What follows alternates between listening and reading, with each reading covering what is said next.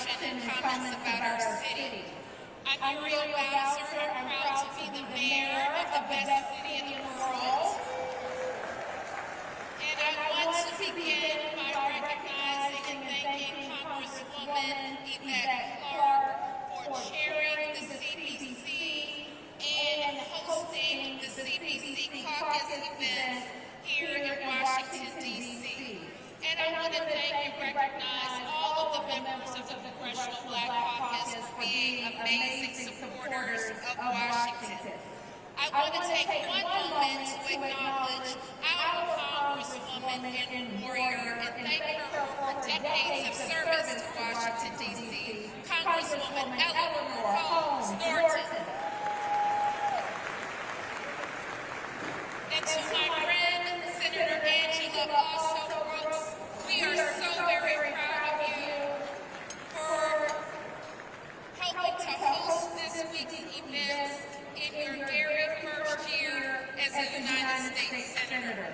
We know you and the Senate are always going to have our back, and the truth is the entire CDC has our back.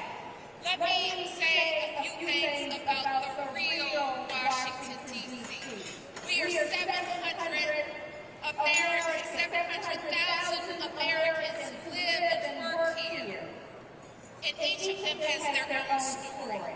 Some come here to work for the Congress, others come here for Howard University like our Vice President, and others like me who were born and raised here. The real DC is safe, beautiful, and strong. In 2025, our city is the fastest growing in the nation. Our schools enrolling more students and outperforming their peers nationwide. We passed 30 consecutive balanced budget. We've seen a precipitous decline in violent crime. We are green, walkable, beautiful, and we have the top-ranked park system in the nation. And last year, 27 million people visited Washington, D.C. And that doesn't happen unless your city is clean, safe, vibrant, and welcoming. It's also our story, however, that D.C. contributes to our nation, but we're not fully represented in our nation. We pay taxes, we serve in the military, we're blocks away from the Capitol, but our Congresswoman doesn't have a vote, and we have no representation in the Senate.